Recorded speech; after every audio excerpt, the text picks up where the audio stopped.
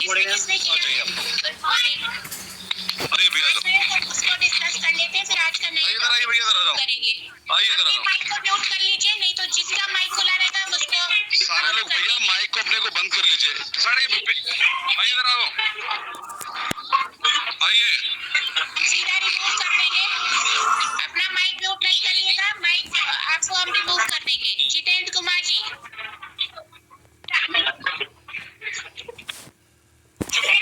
Jitendra Kumar ji mic mute करिए।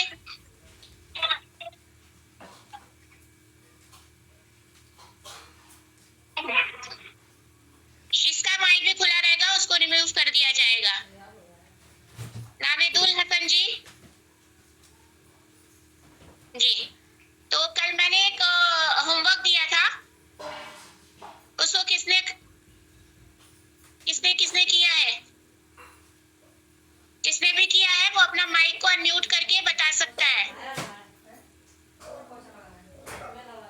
कि हम गाइडिंग स्किल के लिए जितने भी गुड क्वालिटीज हैं गाइडिंग स्किल के, उसको हम कैसे इम्प्रूव कर सकते हैं। किसने इस पर इसका होमवर्क किया है? कैसे हम इम्प्रूव कर सकते हैं? जी, नाम बता के बताइए। आरके शर्मा, 38 का आरके शर्मा। हाँ बताइए, 38। First thing a guide can do, he must be well dressed and well groomed if he going to meet his clients. Good. Second thing, अभी he must वेलनेस की बात हम लोग कल नहीं किए थे, तो वेलनेस की बात आज करेंगे। हाँ, Punctuality is very necessary for a guide. Punctuality. Very good. Discipline and punctuality. Punctuality. Third है मेमोरी उसकी बहुत अच्छी होनी चाहिए। ये तो मैंने मेमोरी बहुत अच्छी। कैरेक्टरिस्टिक नहीं। अब आपने अपना असेसमेंट कर लिया कि हाँ हमको इस पे वर्क करना है, तो अब उसको इम्प्रूव करने के लिए आप क्या करेंगे? पहले तो सबसे ज्यादा बुक्स वगैरह पढ़ेंगे, ज्ञान को एनहांस करेंगे। एनहांस करेंगे, किसका माइक खुला है? we should have a good speaking skills and how to deal with them and to make की प्रैक्टिस करेंगे। भाई माइक पे चलो यार अपने झूठा दो हमें भाई मुझे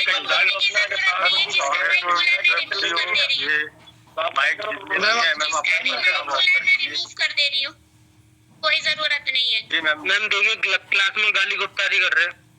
मैम मुझे सुनाई पड़ रहा है, मुझे सुनाई पड़ रहा है। आप लोग परेशान ना होइए, मैं सब सुन रही हूँ। यही सारी चीज एटिकेट और मैनर्स, ये भी बहुत इम्पोर्टेंट है। आपकी अभद्र भाषा आपको गाइड बनने से डिस्क्वालीफाई करती है। जिसकी भी अभद्र भाषा है उसको खुद ब खुद ये गाइड का प्रोफेशन छोड़ देना चाहिए। जिसको अपने मुंह पे कंट्रोल नहीं है और जो अभद्र भाषाओं का प्रयोग कर रहा है वो गाइड बनने के लायक ही नहीं है। आपसे कोई चीज पूछा जा रहा है, उसमें जो कोई आंसर दे रहा है तो फिर उसमें आपकी भी टर्न आएगी, लेकिन आप माइक खोल दे रहे हैं तो वो खुला ही रह जा रहा है। तो इस चीज का आप ध्यान दीजिए। मैडम 75 राहुल मेरा आ रहा है इसमें, आपकी फिर फोटो नहीं आ रही है एमके टूरिस्ट वाले में। हाँ फोटो तो यहाँ से एक मिनट अब आएगी। हाँ देखिए अब आएगी, कैमरा अंदर आ रही है जी मैडम जी। और हम लोग ये बोले थे कि अब हमको ये पता चल गया कि एक अच्छे गाइड की क्या क्वालिटीज होती हैं, तो अब हम उसको अपने से इम्प्रूव कैसे करेंगे, तो हमें क्या वर्कआउट करना पड़ेगा, यही हम पूछ रहे थे। तो एक जने ने बोला कि हमें पंक्चुअल होना पड़ेगा। अगर हमारे अंदर आलस्य है और हम टाइम मैनेजमेंट नहीं कर पा रहे हैं तो हमें क्या करना है? सबसे पहले अपने टाइम की सेटिंग करनी पड़ेगी कि किस हमारी कौन सी प्रायोरिटीज है वर्क की, उसको भी पूरा करना और अपना गाइड के प्रोफेशन में भी टाइम से जाना है। तो हम एक क्या करेंगे? टाइम मैनेजमेंट करेंगे और तभी हम पंक्चुअल हो सकते हैं। हमें कितने बजे उठना है, कितने बजे एक्सरसाइज करनी है, कितने बजे ब्रेकफास्ट करना है और घर का काम क्या करना है कि हम 9 बजे तक अपने साइट पर पहुंच जाए अपने क्लाइंट के पास। तो ये पंक्चुअलिटी कैसे ऐसे होगी? अगर हम रात तक मोबाइल चलाते टीवी देखते तो वो सब बंद करना पड़ेगा और हमें टाइम से पहले सोना पड़ेगा, क्योंकि प्रॉपर नींद भी बहुत जरूरी है। आपको फ्रेश दिखना बहुत जरूरी है। जैसे आपने अभी इसमें किसी ने कहा कि एक गाइड का ड्रेसिंग सेंस बहुत अच्छा होना चाहिए, है ना? वो अभी हम आज पढ़ाएंगे, पर्सनालिटी डेवलपमेंट आज का टॉपिक है, तो ड्रेसिंग सेंस के बारे में हम उसमें विस्तृत चर्चा करेंगे। तो पंक्चुअलिटी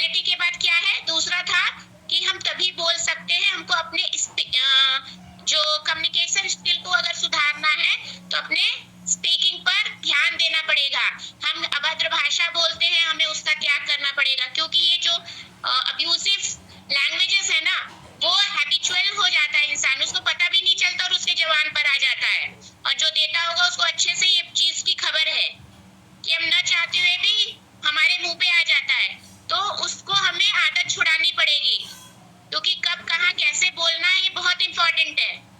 मैंने कल भी कहा कि एक गाइड जो है वो अपने देश के लिए, अपने क्षेत्र के लिए एक ब्रांड एम्बेसडर की तरह है, वो अपने कल्चर को, अपने देश को, अपने रीजन को रिप्रेजेंट करता है।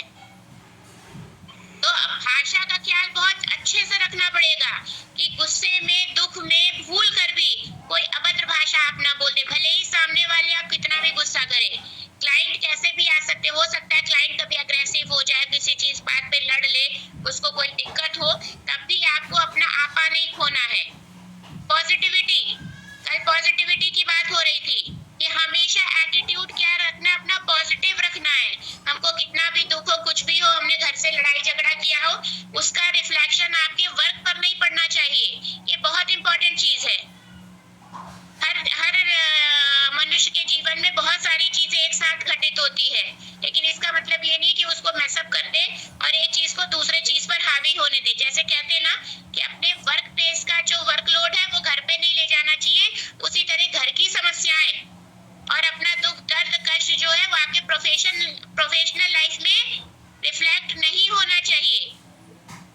तो हमें ये पता होना चाहिए कि हमको कब कहाँ अपने माइंड को कंट्रोल करना है, और जिसने भी अभी अभद्र भाषा बोली उसका अपने माइंड पे कोई कंट्रोल नहीं है। फिर हम क्या कर सकते हैं कि हम तब क्लाइंट को बोलेंगे जब हमारे पास ज्ञान का भंडार होगा। हमको वहाँ की माइथोलॉजी, वहाँ की पौराणिक कथाएं, वहाँ का हिस्टोरिकल एस्पेक्ट, वहाँ का लोकल फूड, कुजीन, क्राफ्ट वगैरह सबकी अच्छे से जानकारी हो। और ऐसा नहीं है, जानकारियां अपडेट होती रहती हैं, हिस्टोरिकल फैक्ट्स भी अपडेट होते रहते हैं, नया इंटरप्रिटेशन आता रहता है। तो इसके लिए आपको सतत रूप से पढ़ने की जरूरत है। अब तो पढ़ना बहुत आसान है, कोई कहे कि मेरे पास किताब नहीं है, मुझे कंटेंट नहीं मिला, तो बेईमान है, वो कुछ भी सही नहीं बोल रहा है, क्योंकि गूगल ऐसा है कि आपको सारे कंटेंट दे सकता है, बस आपको सिर्फ बैठ के पढ़ने की जरूरत है। फिर आपको जो भी कम्युनिकेशन लैंग्वेज आप यूज करते हैं उस पे आपका कमांड होना चाहिए, कम ग्रामर मिस्टेक होनी चाहिए, शब्दों का चयन बहुत अच्छा होना चाहिए। तो वो कैसे होगा? जब आप वोकैबुलरी पे ध्यान देंगे और उसको प्रैक्टिस करेंगे। मान लीजिए आप पहली बार अगर गाइडिंग कर रहे हैं और पहले कभी गाइडिंग नहीं किए हैं, तो आप अपने दोस्तों को, अपने फैमिली मेंबर को ले जाइए और गाइडिंग की प्रैक्टिस करिए। आप उसके बारे में जितना भी ज्ञान आपने अर्जित कर लिया है उनको सुनाइए, तो वो आपका फीडबैक खुद ब खुद देंगे कि नहीं आपकी यहाँ गलती, आपको ऐसे बोलना चाहिए, है ना। दोस्त, मित्र, फैमिली मेंबर्स क्या है, अच्छा फीडबैक देते हैं। तो आपको इसकी प्रैक्टिस करनी चाहिए। और क्या करना चाहिए, कोई बताएगा? हमेशा एक नोटबुक रखिए। इन्फ्लुएंशियल फैक्टर्स होते हैं जो लोगों पे इन्फ्लुएंस करते हैं, उनको इन्हांस करना चाहिए। हाँ, एग्जैक्टली। तो कैसे इन्फ्लुएंस फैक्टर को आप इन्हांस करेंगे, बताइए। उसके लिए हमको क्या होगा, उस पार्टिकुलर चीज की नॉलेज बहुत बढ़ानी पड़ेगी। तो नॉलेज के लिए भी मैंने बताया कि आपको बहुत ज्यादा पढ़ना पड़ेगा। ये तो आपके ऊपर है कि आपका क्लाइंट आपसे क्या चाहता है। मौसम के बारे में जानकारी को रखनी पड़ेगी, किस मौसम में वहाँ आपके सराउंडिंग जो भी हो, आपके सराउंडिंग जो भी हो, वो सारी चीजें आपको ओपन रखनी पड़ेंगी।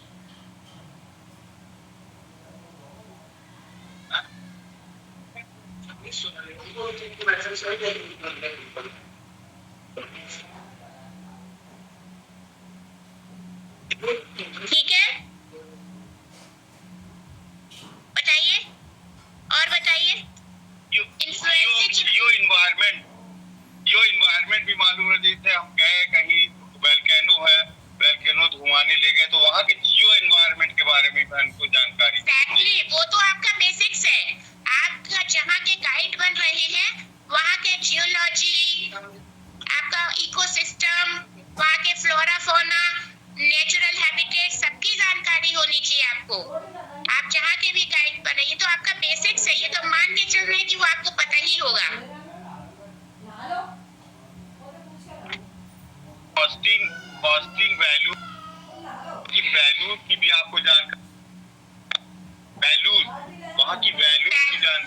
आप इंडिविजुअल बेसिकली पर्सनैलिटी। होता क्या है कि गाइड वही बनते हैं जो वहाँ के लोकल नेटिव्स रहते हैं, तो वहाँ के वैल्यूज एथिक्स आपको पहले से ही पता होंगे।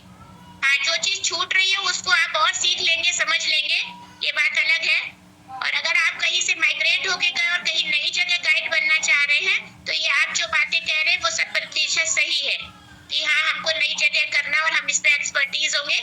तो आपको प्रॉपर बेसिकली जो एडवेंचर टूरिज्म के अंतर्गत एक्टिविटीज आती हैं, उसमें पहले एक्सपर्टीज, हाँ, एक्सपर्टीज हासिल करनी पड़ेगी। हमको रिस्क फैक्टर मालूम होने चाहिए, जो उसके जी। वहाँ के रिस्क फैक्टर। जी जी, रतन जी और बताइए। फैक्टर्स वहाँ के जैसे हम ले जाते हैं तो उसको हमें पहले अवेयर कराना होगा, जिससे कि कोई वहाँ पर अनहोनी ना हो। और बहुत बढ़िया। पूरा अगर बहुत बढ़िया, देखिए यही एक गाइड का काम बहुत सही जबरदस्त है कि कहीं का भी जैसे रिस्क फैक्टर हमें पता होना चाहिए। मान लीजिए आप रिवर राफ्टिंग के गाइड है, आप हरिद्वार में रिवर राफ्टिंग करा रहे हैं और आप तो सब चीज में एक्सपर्ट है, आप अपने को बचा भी लेंगे, आप नाव से हट भी जाएंगे। मान लीजिए कोई कैजुअलिटी हो गई, लेकिन आपको सारे रिस्क फैक्टर पता होने चाहिए और ये भी पता होने चाहिए कि आपका जो टूरिस्ट है, आपका जो क्लाइंट है, कहाँ कहाँ गलतियां करेगा।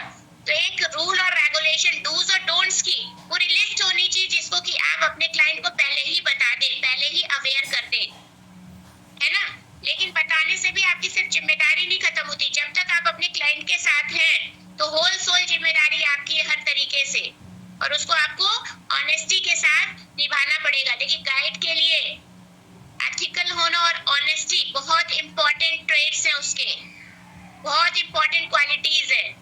अगर आप ऑनेस्ट नहीं रहेंगे, क्योंकि ये सारा भरोसा विश्वास का है, आपके पास सामान छोड़ के वो कहीं भी जा सकता है कि आप उसको रखाएंगे, ये ऑनेस्टी की बात है। तो ये आपको क्या है, डेवलप करनी पड़ेगी। कहा गया है ना कि ईमानदारी को स्टैब्लिश करने में बहुत समय लगता है, लेकिन उसी विश्वास को तोड़ने में क्षण भर लगते हैं। तो ये चीजें, सारी चीजें ध्यान देनी होगी। क्यों? क्योंकि एक ही बार क्लाइंट आके आप उससे लाभ नहीं, प्रॉफिट गेन नहीं कर रहे हैं। आप चाहेंगे कि एक क्लाइंट जाए और 10 को रिकमेंड करे। जी मैडम, ये पॉजिटिव रिलेशनशिप हमारे बीच और गाइड और कस्टमर के बीच, एक पॉजिटिव टूरिस्ट के बीच एक पॉजिटिव रिलेशनशिप होनी चाहिए, जिससे कि हम उसको इन्फ्लुएंस कर पाए। और हम ऑनेस्ट होंगे, हम जो है उसको इन्फ्लुएंस कैसे कर पाएंगे, जब हम उसके बीच एक रिलेशन बना लेंगे। एग्जैक्टली, कल इसकी चर्चा हो चुकी है। कल मैंने कहा था कि पर्सनल इंटर रिलेशनशिप बिल्ड करना पड़ेगा, जिसको हम रैपो बिल्डिंग भी कहते हैं। ऐसा नहीं कि हम पूरे तरीके से प्रोफेशनल हो गए और अपना काम निकला और हम चल दिए। हम जब इंटरपर्सनल रिलेशनशिप डेवलप करेंगे, अगर वो क्लाइंट चला भी गया और समय विशेष तथ्यवार में उसको फोन करेंगे, ग्रीट करेंगे, तो उसको ये चीजें याद रहेंगी। आपका हास्यपद होके जोक वगैरह सुना के कहानी कहने की स्टाइल से वो एक मेमोरी, क्योंकि देखिए इंसान की स्मृतियों में क्या रह जाता है, उस इंसान क्या से अपने पास्ट को याद करता है, उसके पास कुछ मेमोरीज रहती हैं, स्मृतियां रहती है, उसी को याद करता है। इमोशनल बॉन्ड एक हमारे बीच। इमोशनल बहुत ज्यादा में इमोशनल नहीं होना है कि वो इमोशनल ऐसे हो जाए कि वो दूर हो जाए तो हमें तकलीफ होने लगे, उतना इमोशनल नहीं होना है। एक तरीके से बस एम्पैथाइज करना है, प्रोफेशनल होना है, प्रोफेशनल और इमोशनल के बीच में होना है। बहुत ज्यादा प्रोफेशनल भी नहीं होना है कि सिर्फ हम फायदा ही देख रहे हैं और बाकी हमसे दूसरे को कष्ट हो रहा है, उतना प्रोफेशनल भी नहीं होना है। नहीं, पॉजिटिव वे में, हाँ exactly, the term is positively professional होना है हमें। बहुत सही। तो हम इस तरीके से अपने गाइडिंग स्किल को इम्प्रूव कर सकते हैं। चलिए हम लोग आते हैं आज के टॉपिक पर्सनालिटी डेवलपमेंट में। तो व्यक्तित्व या पर्सनालिटी से क्या समझते हैं आप? व्यक्तित्व और पर्सनालिटी क्या है? ये हमारी कैरेक्टरिस्टिक है, हमारे बारे में हमारी कैरेक्टरिस्टिक है। देखिए पर्सनालिटी क्या होता है कि हम जैसा दिखते हैं और बिहेव करते हैं दूसरे से, वो हमारी पर्सनालिटी को दर्शाता है। इंटरपर्सनल बिहेवियर भी कहलाता है। हमारी हाँ, वो अभी हम आएंगे, उस पे। बेसिकली एक लेमन लैंग्वेज में हम पर्सनालिटी को कैसे समझेंगे कि पर्सनालिटी क्या है। पर्सनालिटी हमारा जो एक आउटलुक है वो, और वो कॉन्क्रीट वे में, और हमारा बिहेवियर पैटर्न वो हमारे पर्सनालिटी को रिफ्लेक्ट करता है। उदाहरण के लिए जैसे हम अगर कहते कि शाहरुख जो है देखने में सीधे लेकिन बहुत बोलते हैं, एक एग्जाम्पल दे रहे हैं, है ना। लेकिन शाहरुख क्या है, शाहरुख देखने में अच्छे से बिहेव करे, चुपचाप बैठे हैं, लेकिन जब वो माइक ऑन हो जाता है तो फिर उनको ख्याल ही नहीं रहता कि माइक ऑन है, तो बोलते रहते हैं, है ना। तो उनके बिहेवियर में तो ऐसा आ रहा है, लेकिन लुक क्या है, वो सीधे लग रहे हैं, है ना। तो इस तरीके से हम देखेंगे कि ये उनकी पर्सनालिटी दिखा रहा है। अब देखिए, दो चीज होती है जिसको हम कहते हैं व्यक्तित्व। तो हम पहले जो कॉन्क्रीट वे में जो आउटलुक है हमारा, हम कैसे दिखते हैं उस पे आते हैं, तो फिर हम बात करेंगे। क्योंकि होता क्या है, पर्सनालिटी जो बेसिकली दो है, मतलब एक ये साइकोलॉजी का एक कॉम्प्लेक्स और फैसिनेटिंग एरिया है इसमें। तो ये बेसिकली पढ़ने का सब्जेक्ट तो साइकोलॉजी को भी समझना बहुत जरूरी है। तो होता कि हमारे अंदर कुछ इनहेरिटेड ट्रेट्स होते हैं और कुछ हमारा इन्वॉल्वमेंट होता है, ठीक। ये दोनों मिलकर, है ना, कोई किसी भी इंसान की क्या होता है, उसके थॉट प्रोसेस को बनाते हैं। सिर्फ ऐसा ही नहीं है कि हमने जो चीज है वो, बहुत सारी चीजें हमारे आसपास है, और हमारी जैसे थॉट प्रोसेस होगी और इमोशंस होंगे, हमारे इमोशंस भी रहता है अंदर कि हम कितने सेंसिटिव हैं। बहुत लोग कम सेंसिटिव होते हैं, बहुत लोग हाइपर सेंसिटिव होते हैं। वो भी पर्सनालिटी को शेप करने में इम्पोर्टेंट भूमिका निभाता है। तो ध्यान रखिए, पहला तो हमारा थॉट प्रोसेस, हम अपने दिमाग से कैसा सोचते हैं और मन से कैसा महसूस करते हैं। ये दो चीज जब मिलती है तो ये क्या करती है, हमारे बिहेवियर पैटर्न को डिफाइन करती है, और ऐसे ही हम बिहेव करते हैं। हम जैसा सोचेंगे, जैसा महसूस करेंगे, वैसा ही हम बिहेव करेंगे, ठीक।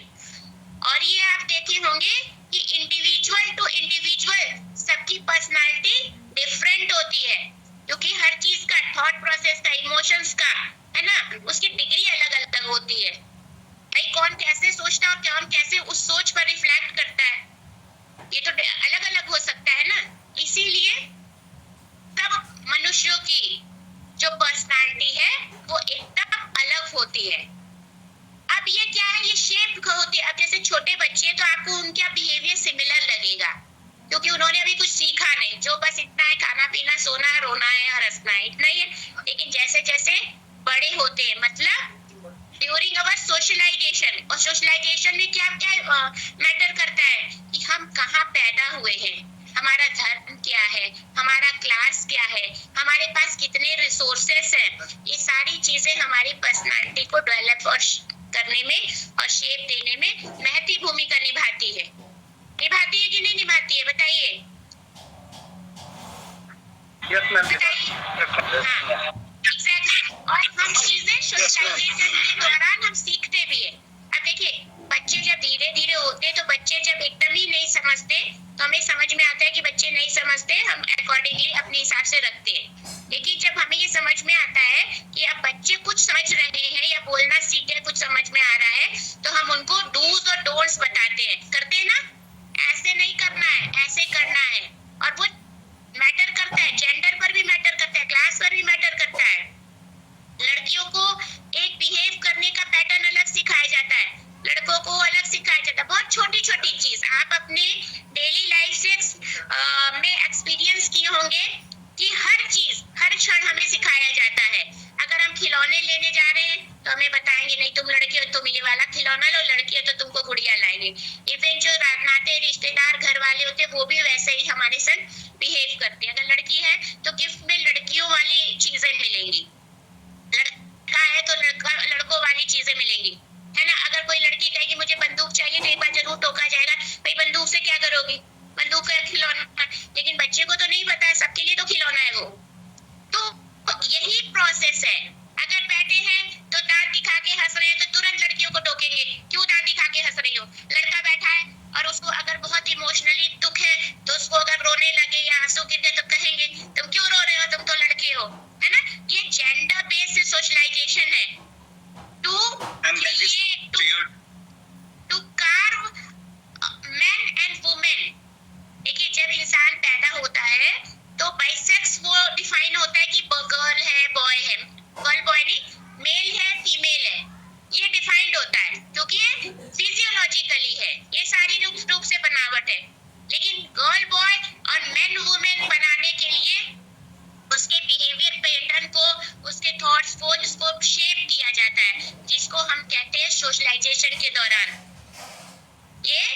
सोशलाइजेशन के दौरान उसको शेप किया जाता है। जैसे कि एक पत्थर जो है उसको छोड़ दीजिए, तो पैदा हुआ बच्चा क्या एक पत्थर जैसा है, लेकिन एक शिल्पकार क्या करता है, छेनी हथौड़ी लेके उसको ठोक ठोक के एक मूर्ति बनाता है।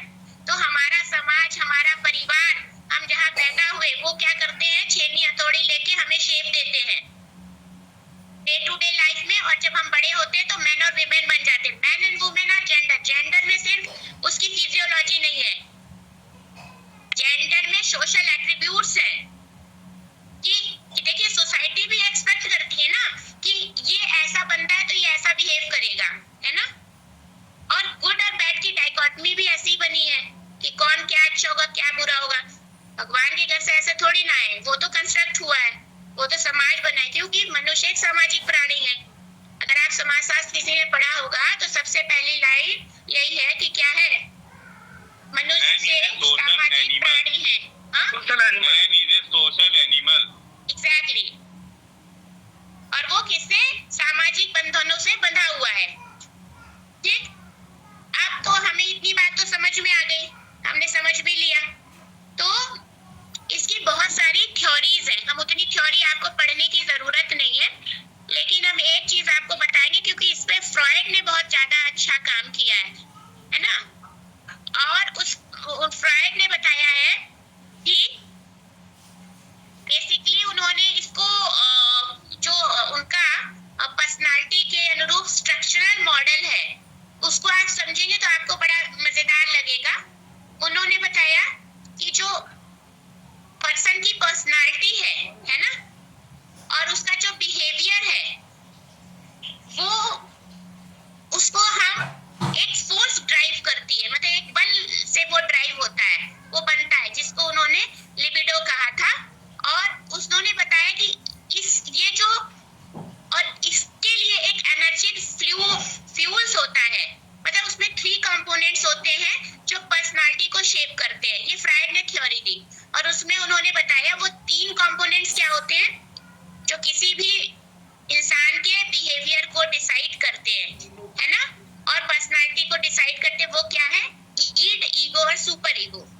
ईड में क्या होता है, ईड सबसे बेसिक है, और ये ईड वो एस्पेक्ट है पर्सनालिटी का जो बर्थ के समय में प्रेजेंट रहता है, और ये सबसे प्रीमल पार्ट है पर्सनालिटी का। इस समय क्या होता है कि जो हमारी बेसिक नीड और अर्ज होती है बस वही हमें चाहिए, इसमें अभी बाहरी इन्फ्लुएंस हम नहीं हो रहे हैं। एक बच्चे को तो आपने देखा है वो ईड से घिरा होता है, उसको बस मुझे चाहिए तो मुझे चाहिए, ठीक है। फिर आता है एक एस्पेक्ट ईगो का, तो इसको अभी हम एग्जांपल से भी बता देंगे, अभी पहले नाम से। तो ईगो में क्या होता है कि हम अपने पर्सनालिटी का वो एस्पेक्ट को चार्ज करते हैं ज्यादा। मैंने बताया ना कि एक तरीके से ये हमारी फ्यूल है कि हम किसको मतलब प्रोमिनेंट कर रहे हो, किसको दबा रहे हैं। तो ईगो में हम क्या करते हैं कि अपनी पर्सनालिटी में अपने ईड को दबाते हैं। और ईड को कैसे दबाते हैं, जैसे कि ये सही है, हमको कैसा बिहेव करना जो रियलिस्टिक वे में सही है। मान लीजिए एक छोटा सा बच्चा है और उसके मन में आ रहा है मुझे तो आइसक्रीम खाना है, भले ही सर्दी हो बस खाना है तो खाना है, ये उसकी ईड है। लेकिन वो धीरे से अगर बड़ा हुआ तो उसका ईगो अगर हावी हो गया, है ना, तो ईगो में कहेगा वो नहीं आइसक्रीम तो जाड़े में खाएंगे, तुम्हारा गला खराब हो जाएगा, गलत बात है। तो अपनी ईड को ईगो ने दबा दिया। फिर एक आता है term super ego. Super ego जो है वो फाइनल एस्पेक्ट है पर्सनालिटी डेवलपमेंट का। उसमें क्या होता है, मनुष्य का जो आइडियल मोरल वैल्यूज है वो जो उसने अपने कल्चर और अपने पेरेंट्स और अपनी फैमिली से सीखा है वो सबसे ज्यादा हावी हो जाता है। तो अब क्या होगा, अगर सुपर ईगो हावी और आप बड़े हैं और वेल ड्रेस्ड हैं, ठीक है, तो आपका अगर बचपना ईड है, देखिए ये रहता है बस हम इसको सप्रेस करते हैं। ईड में तो अंदर से बहुत लग रहा है कि हम आइसक्रीम खाएं, बच्चा होता तो खा लेता, उसको नहीं पता ईगो सुपर ईगो, क्योंकि उसने सीखा ही नहीं। लेकिन जब हमने रियलिटी जानी तो ईगो है, नहीं भाई ये हम नहीं खाएंगे, भाई हमें कोई मोरल वैल्यूज इसमें है ही नहीं अभी, भाई ये हमारे लिए नुकसान करता है और हम नहीं खाएंगे, दैट इज ईगो। लेकिन सुपर ईगो क्या है कि अरे भाई हम इतने बड़े कॉलेज के टीचर हैं और हम जाके सड़क पे आइसक्रीम खाएंगे, लोग क्या सोचेगा हमारे बारे में? ये गलत बात है। और हमारे संग हमारे कोलीग्स इतने 4-5 लोग हैं, हम उनको भी ना खिलाए खा लेंगे? नहीं, हम नहीं खाएंगे। तो इस कॉन्टेक्स्ट में क्या है, हमारे आइडियाज, मोरल्स वो सबसे ज्यादा हावी हो गए हैं। ठीक, तो हमने अपनी चीजों को सप्रेस कर दिया। तो देखिए चीज कैसे बिहेवियर को हमारे डिफाइन कर रही है। तो इनका बहुत बहुत वास्ट और बहुत रिनाउंड वर्क है। मैंने एक छोटे में इसको बताने का प्रयास किया। और हम लोग देखिए जो गुड और बैड की डाइकोटमी में जो अच्छा किसको हम कहते हैं? जो सुपर ईगो में जीता है, बिना ये समझे कि उसके अंदर आत्मा क्या चाह रही है। बताइए, और आप में से सब महसूस करते होंगे कि सारा दिन सारा समय हम लोग उसी सुपर ईगो में ही रहते हैं। हम सिर्फ ये चाहते हैं कि हमारे जो आइडियाज, मोरल्स और वैल्यूज है उसके अकॉर्डिंगली रहे, भले ही हमारी इच्छाएं कुछ भी अंदर दबा के रखेंगे। और वो जरूरी भी है, एक स्मूथली सोसाइटी के रन करने में ये जरूरी भी है ना? तो इसमें क्या होता है, हमें अच्छा कहे, हम वैसे नहीं जीते हैं अपने लाइफ में जैसा कि हमारी इच्छा होती है। हम वैसे रहते हैं जैसा कि समाज हमें देखना चाहता है। इस चीज को कौन कौन एग्री कर रहा है? बताइए, कौन कौन एग्री कर रहा है? मैडम आप ही कर रहे हैं, है ना? मैडम आप you are right, I agree. You are right. हाँ, I agree with you.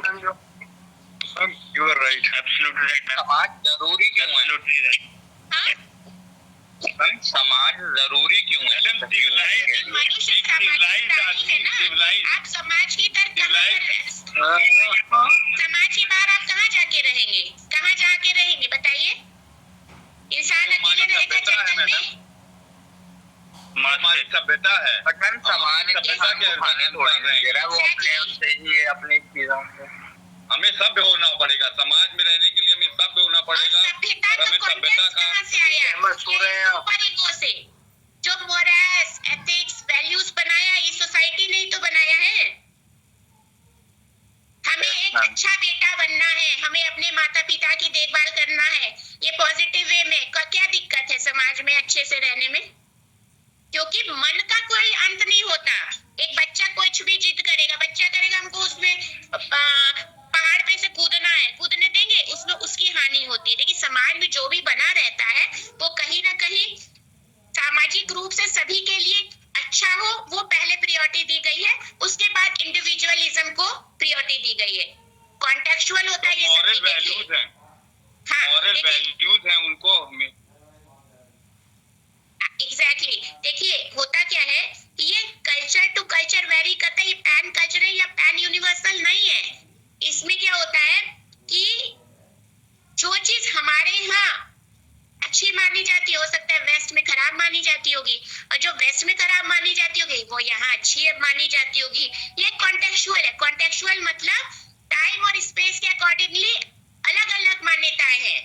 मान्यता जैसे हमारे भारत की संस्कृति क्या है, हम जब भी किसी को मिलते हैं तो हम अपने अकॉर्डिंगली उसको ग्रीट करते हैं। और ग्रीट में क्या करते हैं, नमस्ते करते हैं। ठीक है, हमारे यहाँ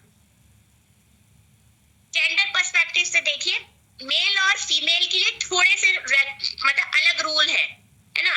उस रूल में क्या है कि अगर कोई पुरुष मिल रहा है तो बहुत अच्छे से हक कर लेगा। लेकिन हमारे यहाँ एक स्त्री और पुरुष को हक, गले मिलना, किसी भी कोई भी स्त्री कोई भी पुरुष से क्या कहीं भी गले मिल सकती है? और मिलेगी भी तो हमारा क्या थॉट प्रोसेस है, अरे वो कुछ है, ये बेकार है ना, तुरंत बेकार का टैग लग गया, गलत समझने लगेंगे। क्योंकि हमारे कल्चर में थोड़ा सा डिस्टेंस मेंटेन को अच्छा माना गया है ना, इसीलिए ये रूल बनाया गया होगा। कोई कभी भी हग नहीं कर सकता, किसी को भी गले नहीं लगा सकता। लेकिन यही आप वेस्ट में चले जाइए, ठीक है, वहां आप जाए मतलब किसी को जान भी नहीं रहे, आप आसानी से विदाउट एनी जेंडर डिस्क्रिमिनेशन आप किसी को भी हक कर सकते हैं, वहां बुरा नहीं मानते। ये फर्क है, ये सोसाइटी और कल्चर का फर्क है ना। हम यहाँ पर किसी को भी गाल पे किस नहीं कर सकते, वहाँ आराम से कर लेंगे, कोई दिक्कत नहीं है। वहाँ कोई भी किसी के संग डांस कर सकता है। अगर आपको किसी ने डांस के लिए प्रपोज किया किया, तो आप मना करेंगे तो आपका बैड मैनर में आ जाएगा।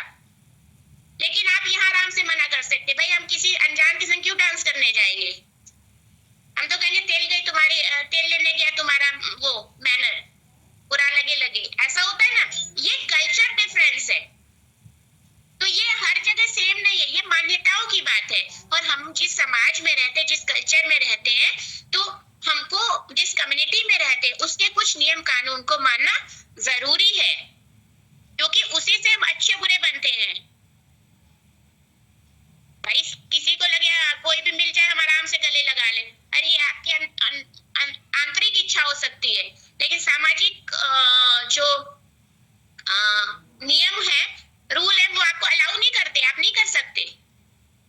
आप इमेजिन करिए, भले ही आप किसी स्त्री को ऐसे सोचे कि हाँ गले लगा ले, ये कर ले, आपको बुरा नहीं लगेगा जब आपके घर वाले या किसी घर की महिलाओं को कोई ऐसे करे, तुरंत बुरा लगेगा, क्योंकि हमारा कल्चर इसको अलाउ नहीं करता, एक्सेप्ट नहीं करता। फिर हम आते पर्सनालिटी के ट्रेट्स के बारे में थोड़ा सा बात कर लेते हैं। बेसिकली अगर देखें तो पर्सनालिटी का जो ट्रेट्स है उसको 5 मेजर पर्सनालिटी ट्रेट्स माने गए हैं, जिसमें ओपननेस है, कंसाइंटियसनेस है, फिर एक्सट्रोवर्जन है, एग्रीबलनेस है और न्यूरोटिसिज्म है। ये 5 चीजें हैं, इसमें हम ज्यादा नहीं जाएंगे क्योंकि आपके ये उतना जरूरी नहीं है, बस मैं थोड़ा बहुत आपको बता रही हूँ कि आपको भी एक जानकारी होगी। ओपननेस में क्या होता है, जो 5 ट्रेट्स मतलब के लक्षण जो हमारे पास होते हैं, जैसे कि हम कैसे नई चीज को सीखने के लिए हम कितने विलिंगनेस है। तो जैसे ओपननेस में है, कहते हैं ना अरे ये बहुत ओपन माइंडेड है, ओपननेस वाला व्यक्ति। देखिए सबका अलग अलग हो सकता है, जितना भी व्यक्तित्व है वो 5 तरीके से बांट दिया गया पढ़ने के हिसाब से। तो मोटा मोटी हम आपको बता रहे, तो ओपननेस में क्या है कि हम नई चीजों को कितने सहजता से ग्रहण करते हैं और सीखने की चेष्टा करते हैं। तो बहुत लोग ओपननेस में हाँ उनको बुरा नहीं, कोई बात नहीं, ठीक है, लेकिन बहुत लोग नहीं भाई वो क्या होता है, नहीं कर सकते हम ठीक है, हम नहीं ज्यादा सीखेंगे, हम बहुत अपनी दिमाग पहले के जो सीखा हुआ एक्सपीरियंस है उसमें दिमाग लगाएंगे, अगर उसमें एडजस्ट होता है तो ठीक, नहीं तो जाओ, हमको नहीं सीखना है, तो वो ओपननेस नहीं होगा। फिर आता है कि कौन सा इंसान है ना, जिसको हम कहते हैं कंसेंटियसनेस मतलब हम कौन सा इंसान अपना पर्सनल जो डिजायर होता है उसके प्रति कितना केयरफुल और डिलिजेंट है। समझ में आ रहा है ये बात कि हमको क्या चाहिए, है ना। जो भी इंडिविजुअल की डिजायर है वो बहुत केयरफुल्ली उसको दिमाग लगाता है। जो देखिए बहुत लोग क्या होंगे कि कुछ भी होगा, कुछ तो मस्त मौला होंगे, हाँ कोई बात नहीं, लेकिन बहुत लोग क्या होता है दिमाग लगाते हैं, नहीं ये सही है कि गलत है, हमेशा हर तराजू में तौलेंगे और जब उसका परिणाम को सोच लेंगे उसी के अकॉर्डिंगली एक्ट करेंगे। ये सारी क्या है, थॉट प्रोसेस बता रहा है। मैंने पहले ही कहा पर्सनालिटी क्या है, आपकी थॉट प्रोसेस और आपके इमोशंस के अकॉर्डिंग आप कैसा बिहेव करते हैं। तो कंसेंटियसनेस में क्या होता है कि इंसान क्या करता है कि बहुत पहले चीजों को ध्यान से केयरफुली उसको मापेगा, हाँ ठीक है कि नहीं है, तभी उस पर एक्ट करेगा। ओपननेस की तरह नहीं है कि हाँ हम कर लेंगे और सही है सब चीज सही है। फिर एक आता है एक्सट्रोवर्सन, तीसरा है कि हम किस चीज के लिए, आपने बहुत लोगों को देखा होगा कि कोई बहुत गुस्सैल होता है, कोई बड़ा दबा होता है, कोई इंट्रोवर्ट होता है ना, कोई बहुत कॉन्फिडेंट होता है। तो एक्सट्रोवर्सन में हम उन लोगों को रखते हैं जो है कि कितने एनर्जेटिक है, कितना बाहर आउटगोइंग है और कॉन्फिडेंट है। तो जो पर्सन एनर्जेटिक, आउटगोइंग और कॉन्फिडेंट है ना, तो इसको हम एक्सट्रोवर्सन पर्सनालिटी में रखते हैं। फिर एग्रीबलनेस में कि कभी कभी क्या होता है कि बहुत लोग गंभीर होते हैं, तो इस वाले जो ट्रेड्स में हम रखते हैं उन लोगों को कि कितना जो इंडिविजुअल है वो दूसरों के से कैसे इंटरेक्ट होता है ना। तो बेसिकली हम ये जो 5 ट्रेड्स है, क्राइटेरिया है, हम उस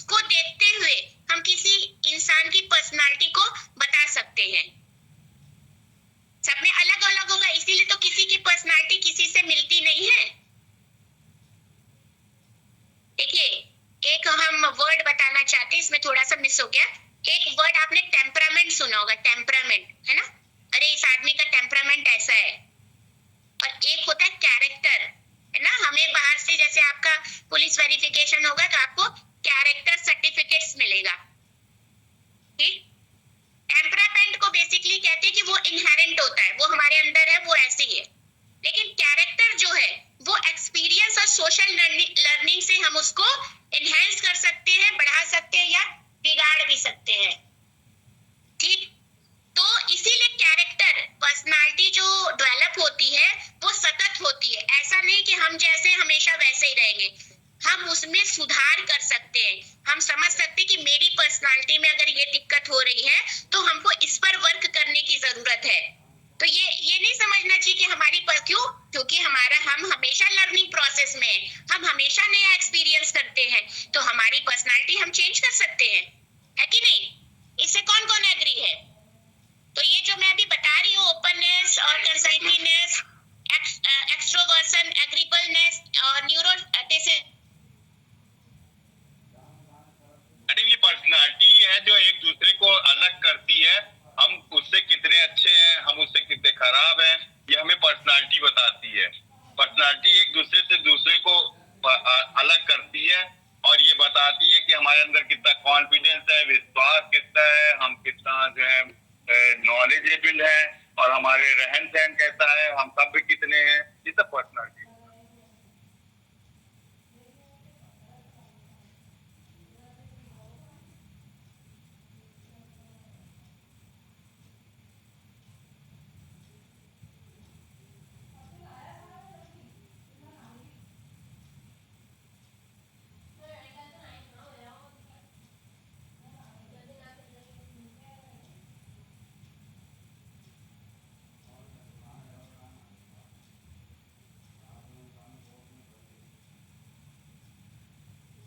अरे राहुल भाई, मैडम कहाँ चली गई? मैडम कहाँ गई? नहीं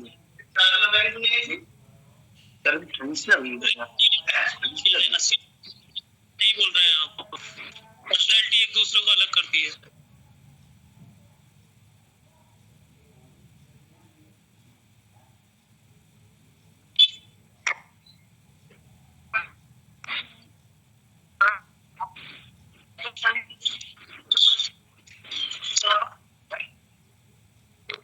मैडम का नेट नहीं चल रहा है।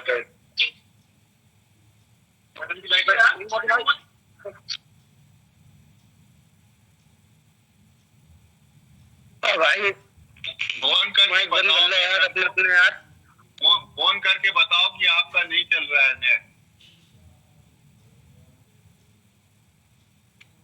अरे रकम खरीदी, इनसे पूरा करिए आप। मैडम का नेटवर्क चले गए और रुक गए हैं, आप प्लीज चुप हो जाए 2 मिनट।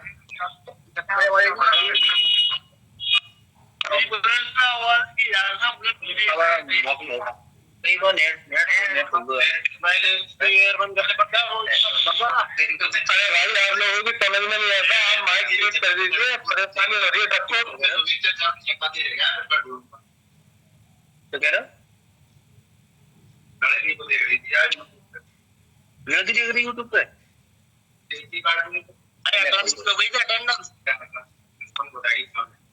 अरे मेरा नेट में तुम्हें लेता नहीं, खत्म हो गया है। हाँ, अरे किराया लेगा भाई, माइक बंद कर लो यार अपने यार। तो भाई 12 बजे लग रहा है साहब, क्या क्लास ऑफ हो गई? अब 12:30 बजे स्टार्ट होगी। क्या हो गया? मैं के जाने गया, पकड़ भाई यार। क्लास खत्म हो गई क्या? लग रहा है मुझे क्लास खत्म हो गई, ऐसे ही लग रहा है। तुम बता तो अटेंडेंस भैया।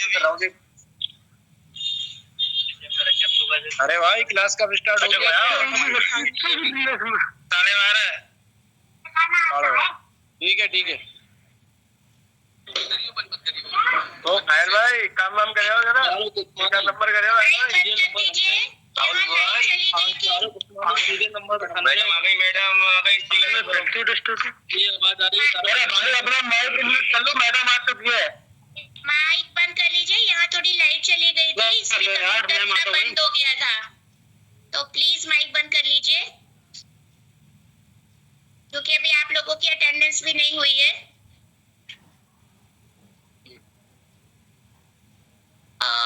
हम लोग कहाँ थे? पर्सनैलिटी। हाँ, पर्सनालिटी ट्रेट के बारे में बता रहे थे कि हम कैसे मेजर कर सकते हैं कि पर्सनालिटी, किसकी पर्सनालिटी कैसी है। तो ये जो मैं 5 पर्सनालिटी ट्रेट्स बता रही हूँ वही कैरेक्टर पे थे मैडम, कैरेक्टर पे थे आप।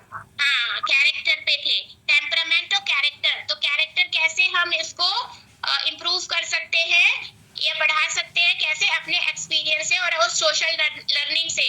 इसलिए हमेशा क्या बोलते हैं, संगत अच्छी रखनी चाहिए, तो हमारा कैरेक्टर, हमारा चरित्र अच्छा होगा।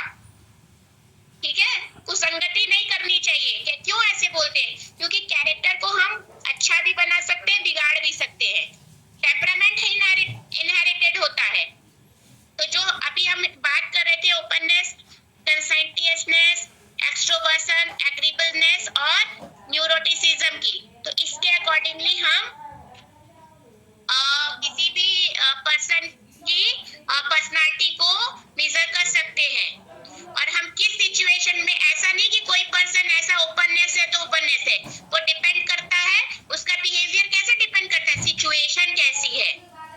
तो ये जो है 5 फैक्टर मॉडल कहते हैं इसको ocean, O for openness, C for conscientiousness, E for extroversion, A for agreeableness और N फॉर न्यूरोटिसिज्म। ठीक है, कौन है? तो मैंने बताया ही, ओपननेस हो गया,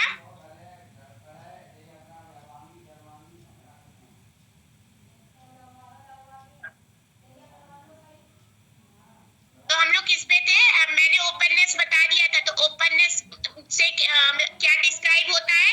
किसी भी इंसान का अगर हम देखेंगे कि वो कितना एडवेंचरस है, क्यूरियस है, किसी नई चीज को सीखने के लिए, नया एक्सपीरियंस करने के लिए। कभी कभी बहुत लोग बहुत ओपन होते हैं, विलिंगनेस, एग्जैक्टली। हाँ, नई चीज को सीखने का विलिंगनेस कितना है। और जो हाईली ओपन इंडिविजुअल होते हैं, वो क्या होता है, उनका इंटरेस्ट एकदम वास्ट होता है, ये भी सीखना, वो भी सीखना। कभी ऐसे बंदे से मिले हैं इसी जो हर चीज में आगे आगे रहता हो, सब उसको सीखने की ललक रहती है। तो ये इसका मतलब कि वो हाईली ओपननेस है। और जो लोअर डिग्री का ओपननेस होता है, तो वो क्या होता है, वो डेली रूटीन में ही खुश रहता है ना। और वो एकदम जो अपना, जिससे वो फेमिलियर है, तो उसी पर वो टिका रहता है, वो नई चीज को नहीं सीखना पसंद करेगा, वो डरेगा रिस्क लेने से। दूसरा है कंसेंटियसनेस में क्या होता है कि इससे हम क्या मेजर कर सकते हैं कि हमारी खुद की एफिशिएंसी कितनी है, हम कितना ऑर्गेनाइजेशन को मैनेज कर सकते हैं। अगर हमारे पास हाई है, हम एक स्पेक्ट्रम होता है, देखिए कोई एक डिग्री मापने का जरिया तो नहीं है, तो स्पेक्ट्रम जैसे देखा ना, प्रिज्म को अगर सूरज में रख दीजिए और वहां से सफेद लाइट आ रही है, लेकिन आपको फिर 7 रंग दिखेंगे। तो एक ही सफेद सूरज की किरणों में 7 रंगों का समावेश है। तो इसी तरह इसको स्पेक्ट्रम में समझिए, हाई लेवल से लेकर लो लेवल तक आ रहा है। कोई डिग्री नापने का हमारे पास वो नहीं, क्यों? क्योंकि सब सब्जेक्टिव चीजें हैं, लेकिन हम उसको बता सकते हैं कि अगर हाई लेवल पे और लो लेवल पे है। अगर कोई जो लो लेवल पे है, तो वो क्या करेगा कि उसके पास उतनी एफिशिएंसी नहीं होगी और वो बहुत जल्दी डिस्ट्रैक्टेड हो सकता है ना। और ज्यादा प्रेशर पड़ेगा तो क्या होगा, वो घबराने लगेगा। बात समझे? बहुत लोगों को देखा है ना, वर्क प्रेशर झेल ही नहीं पाते हैं। तो इसका मतलब क्या, वो लो कंसेंटियसनेस के में उनकी कैटेगरी आती है। और किसी भी व्यक्ति के पर्सनालिटी को मेजर करने के लिए ये मॉडल बनाया गया कि हम ये चीज देख लेंगे और बता देंगे कि इसकी पर्सनालिटी कैसी है। ठीक है, फिर हम आते हैं एक्सट्रोवर्जन पर। एक्सट्रोवर्जन में क्या होता है कि ये रिफर करता है कि हम कितने एनर्जेटिक हैं, है ना। तो एनर्जेटिक में अगर कोई बहुत एनर्जेटिक है मान लीजिए, तो क्या होगा, वो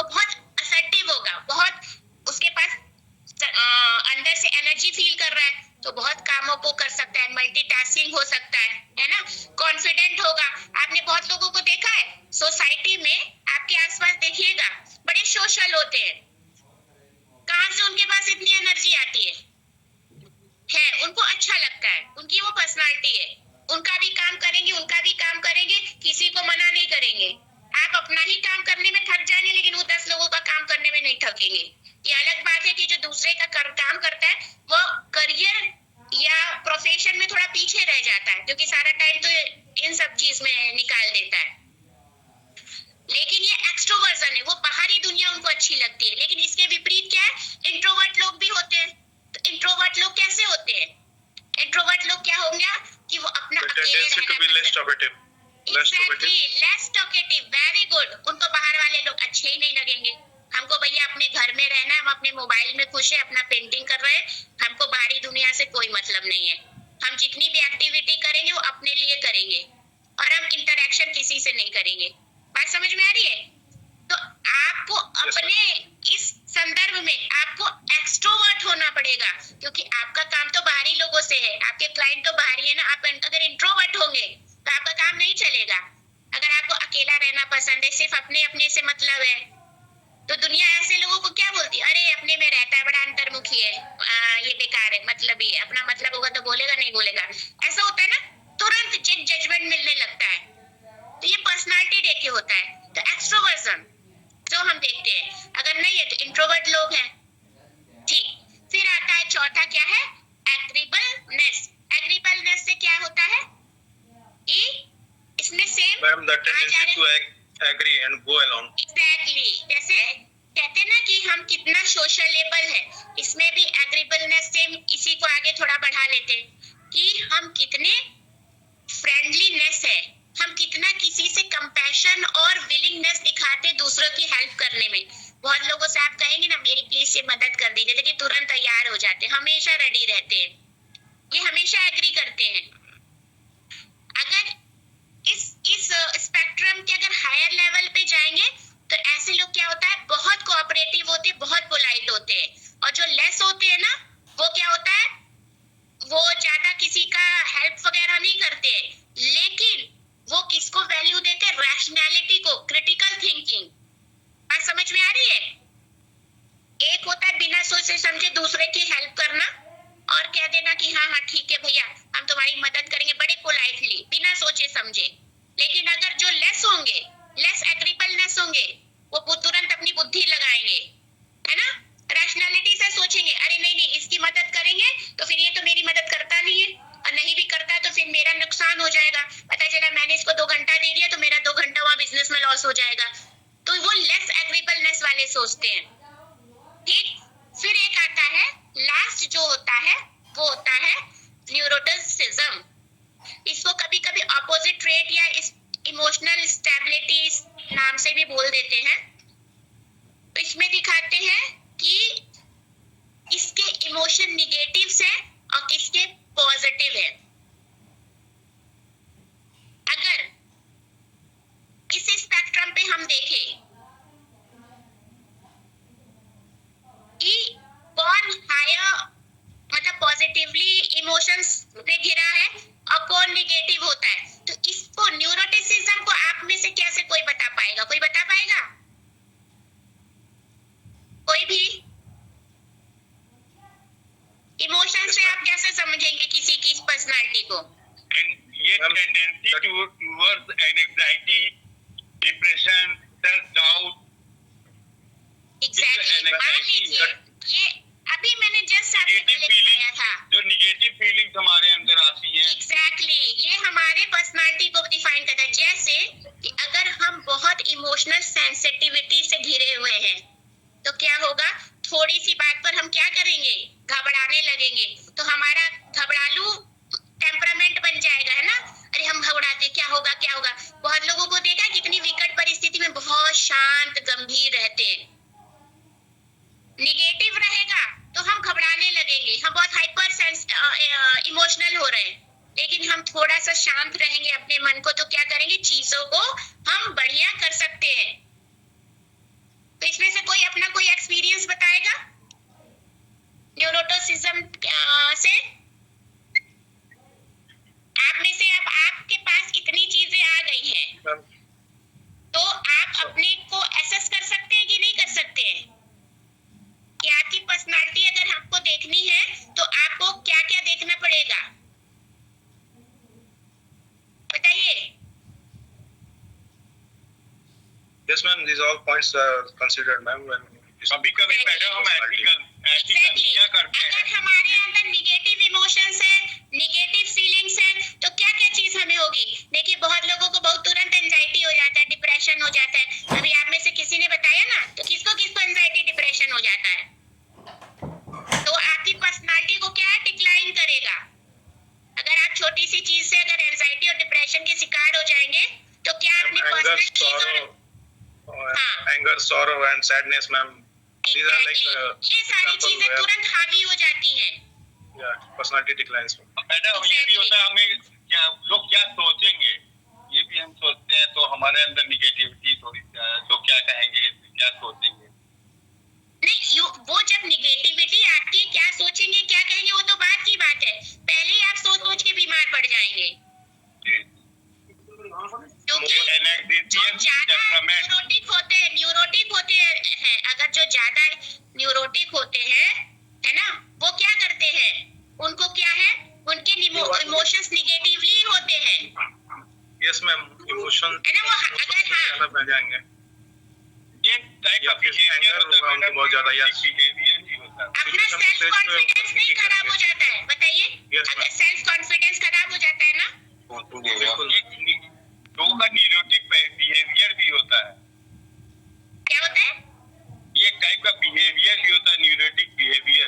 एग्जैक्टली न्यूरोटिक बिहेवियर तो है ही, और आजकल सबको ही उससे परेशान है।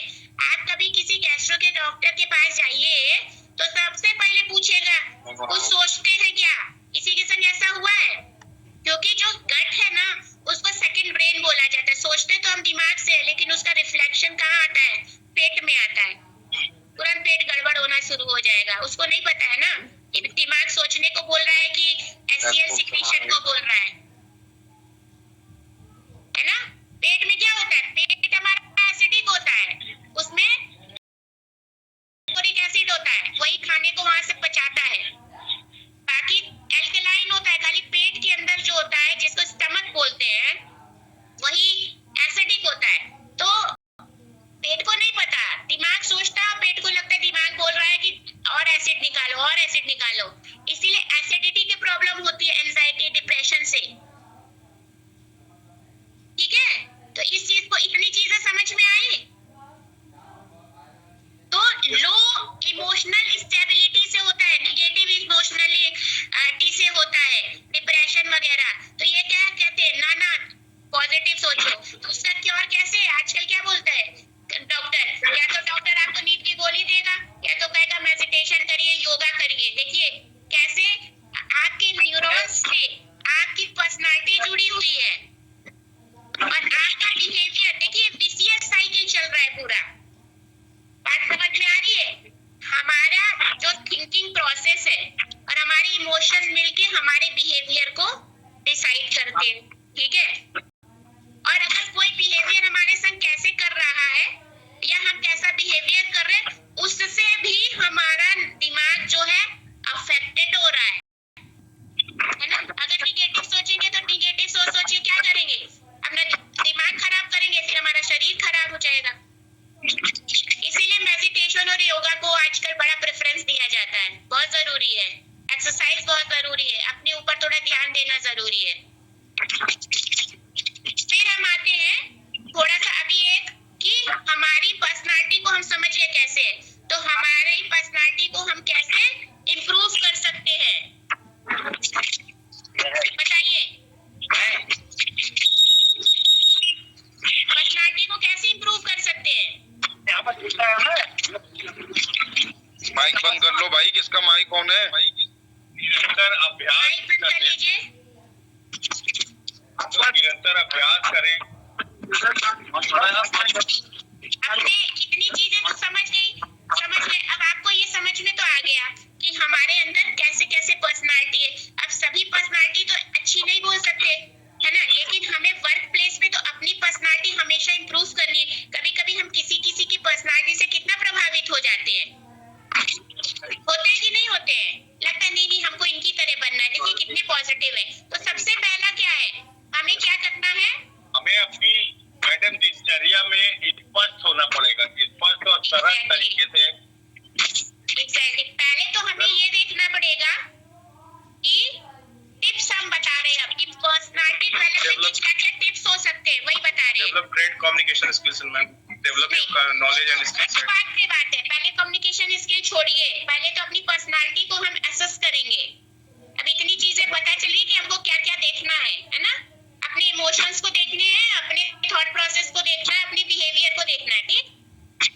ये सारी चीजें समझ में आ गई, क्योंकि वही हमारी पर्सनालिटी को डिसाइड करेगा।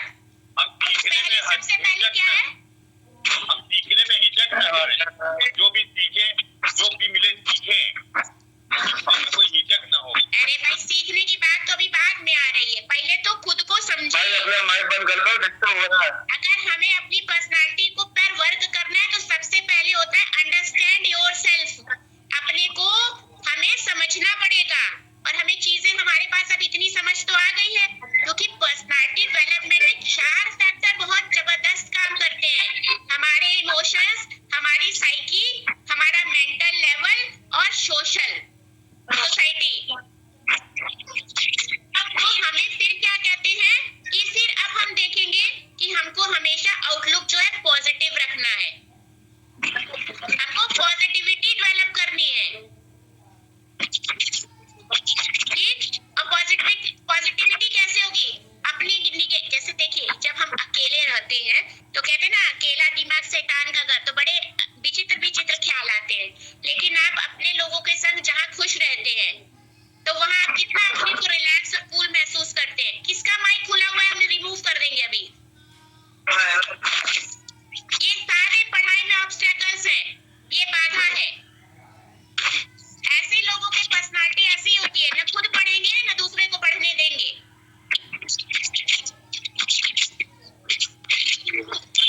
ये सब नहीं ध्यान से पढ़िएगा तो आप लोग कुछ नहीं टिक कर पाइएगा। लाइसेंस लेने के लिए परीक्षा में पास करना जरूरी है।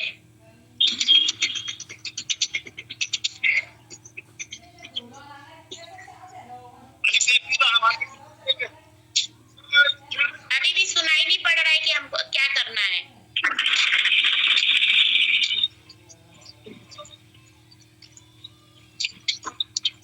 मैम इन लोगों का काफी देर से बोला हुआ, ये डिस्टर्ब कर रहे हैं, इनका म्यूट कर दीजिए आप वहीं पर। अब टिप्स में आते हैं तो और चीजों जो मैडम इनको हटा दीजिए। अब बताइए, हम आते समय लोगों को रिमूव करते रहे, फिर वो ज्वाइन करते रहे, फिर दिक्कत करते रहे, तो कैसे पढ़ाएंगे। ज्यादा ही डिस्टर्ब कर रहे हैं, इनसे बोल दिया फिर भी इनके समझ में नहीं आ रहा, कैसे लोग हैं ये, खुद तो डिस्टर्ब हो रहे, दूसरे को भी डिस्टर्ब कर रहे हैं। चलिए अब सुनते हैं। बच्चों को घूम रहे हैं, कोई बैठा ही नहीं है इधर, सब घूम रहे हैं। अब क्या है कि हमारे अंदर जो भी ट्रेड्स हैं हम उसको इम्प्रूव कर सकते हैं। मैंने बताया आपको कि जो ऐसा कुछ भी नहीं है कि हम अपने पर्सनालिटी को इम्प्रूव नहीं करें, बस हमें समझने की जरूरी है कि हमारे अंदर कहाँ दिक्कत है और हम कैसे अपग्रेड कर सकते हैं अपने आप को। तो इसमें अपीयरेंस पे हम कैसे दिखते हैं ये बहुत जरूरी है हमारी पर्सनालिटी के लिए, और आपके प्रोफेशन के लिए तो और भी जरूरी है। जैसे कि हमें नीट एंड क्लीन, हमें हेल्थ और हाइजीन का ध्यान रखना पड़ेगा।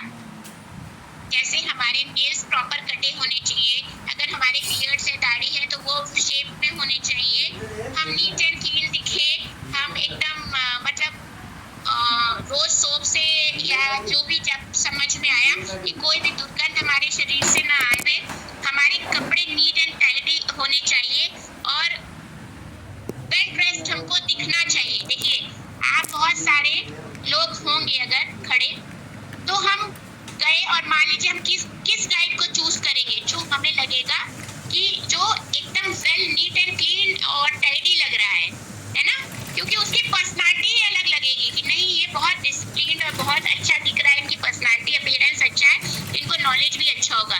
ये ह्यूमन नेचर है।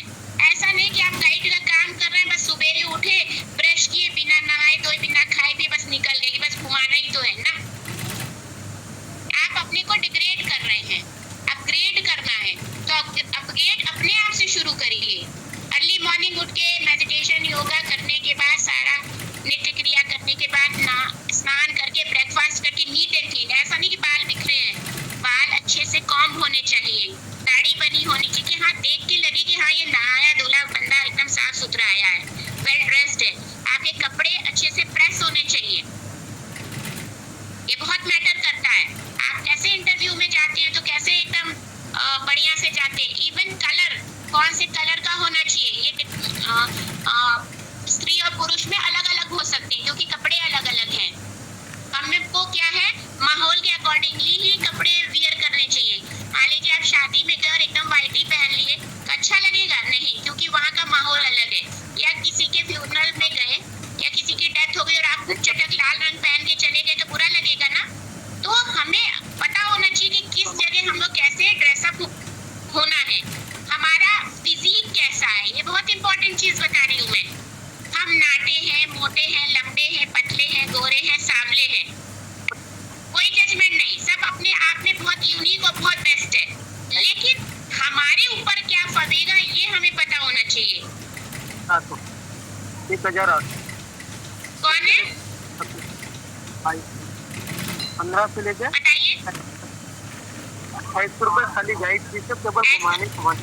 हाँ, ऐसा ना लगे कि आप जो है कि एकदम जो कलर पहना वो अलग ही जा रहा है, आपका बॉडी का कलर अलग ही जा रहा है। तो हम लोगों को पता होता है कि हमारे ऊपर क्या फबेगा। जैसे अगर कोई शॉर्ट हाइट महिला है, अगर वो साड़ी सूट पहन रही है तो उसको ट्राई करना चाहिए कि सेम कलर का ऊपर नीचे को, तो हाइट थोड़ी लंबी लगती है। अब बहुत लंबा कोई है तो वो अगर कंट्रास्ट पहनेगा तो मॉडरेट लगेगा, एकदम लंबा नहीं लगेगा। तो ये सेंस हमारे पास होना चाहिए।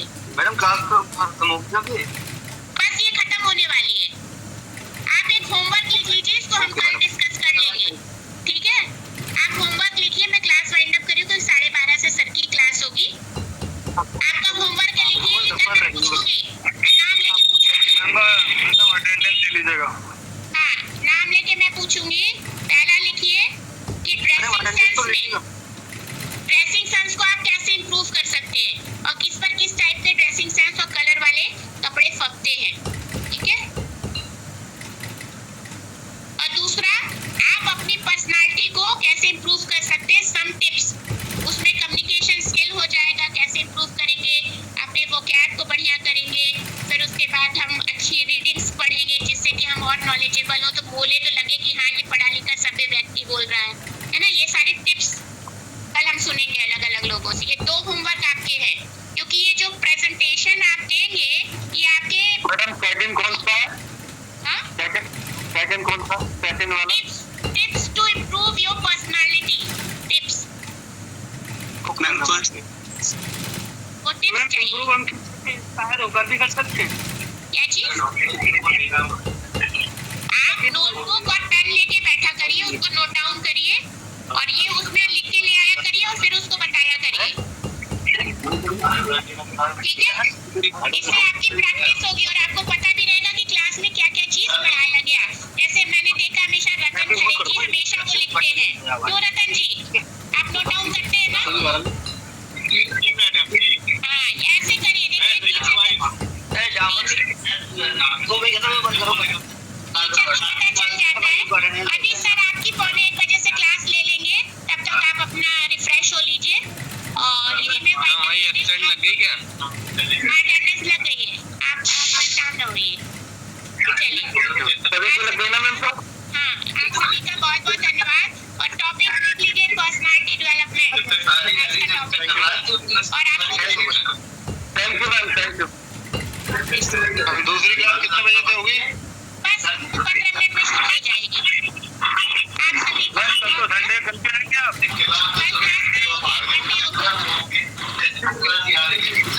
मंडे भी नहीं होगी, ट्यूसडे होगी। अब मंडे यहाँ एग्जाम है तो ट्यूसडे क्लास होगी। एग्जाम है जो सेकंड ग्रुप की ट्रेनिंग नहीं, सर्किट वालों का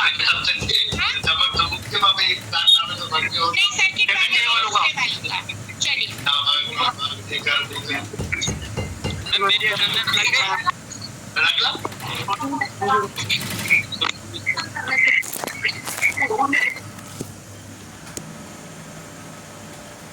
बात